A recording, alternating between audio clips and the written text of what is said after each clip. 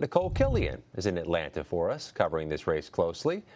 Nikole, you've been on the ground, talked to Senator Warnock. What's your latest impression of where this pivotal race stands?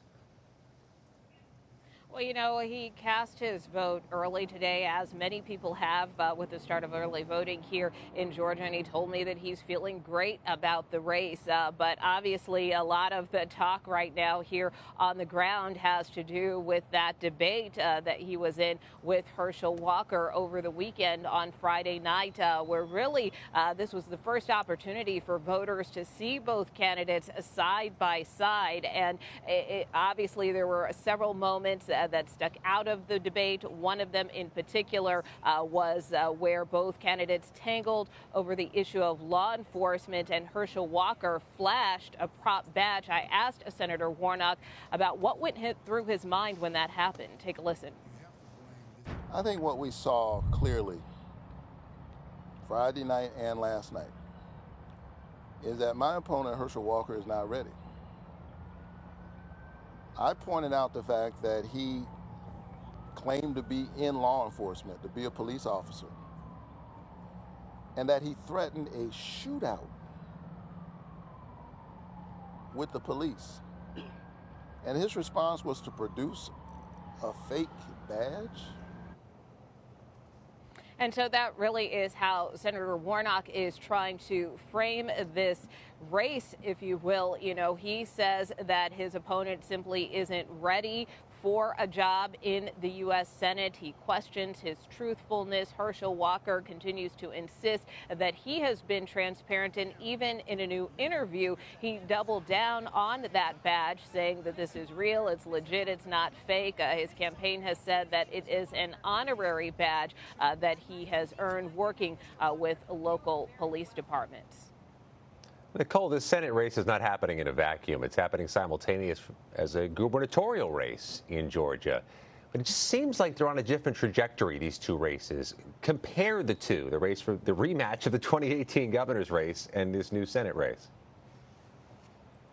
Well, certainly in terms of the trajectory, a lot of the polling has shown a wider spread between Governor Brian Kemp and Stacey Abrams, the Democratic challenger. Of course, they both ran against each other back in 2018, where Abrams lost by just over a point. And so obviously, depending on which polls you look at, some show a closer race, some show a wider race.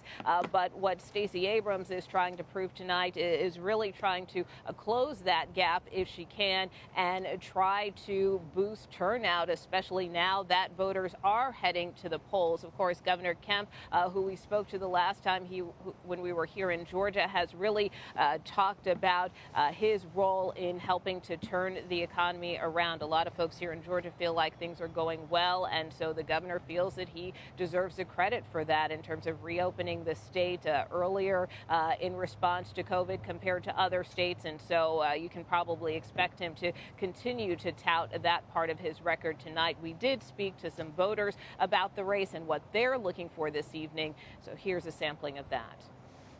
I hope to see Stacey do her usual thing. She's very articulate. She's very smart. And I'm really hoping that it is a debate where the two candidates respect one another. I think Governor Kemp over the last 3 or 4 years, I mean, we're still one of the best states to do business in. It's hard to beat the progress that he's made in 4 years, you know, for the state and for employment. And our unemployment now is very low. So if it's not broke, don't fix it. So really, there's a lot at stake in both of these races, the gubernatorial contest as well as the Senate race. And don't forget, Scott, there are also a number of House races that are quite interesting here in the state of Georgia as well. Voters here will have the next 3 weeks to cast their ballots if they choose to vote early. Otherwise, Election Day will be their final opportunity.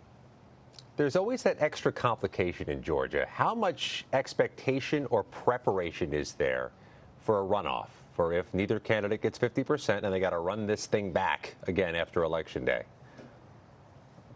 Well, it's certainly a possibility, especially in the Senate race, because if you look at a lot of the polling, we haven't seen either of the candidates poll above 50% in most instances, I believe. Our CBS News polling has showed Senator Warnock with a 51-point advantage to Herschel Walker's 49% a couple of weeks ago, but the majority of them continue to have them in the high 40s. And keep in mind, there's actually a third candidate in this race, a libertarian candidate by the name of Chase Oliver, who participated in a debate just yesterday. This was a debate that was held by the Atlanta Press Club that is usually kind of standard for Senate candidates. Herschel Walker declined the invitation for that event, but this libertarian candidate, Chase Oliver, did appear along with Senator Warnock. So, that also could have an impact on the final numbers. But either way, both of these campaigns, the Walker and Warnock campaigns, are taking the long view, knowing that a runoff could be a real possibility.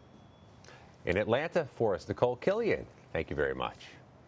The latest in another race that could likely determine the balance of power in the United States Senate. We will take you to Ohio next. You're streaming Red and Blue, reporting across the political divide.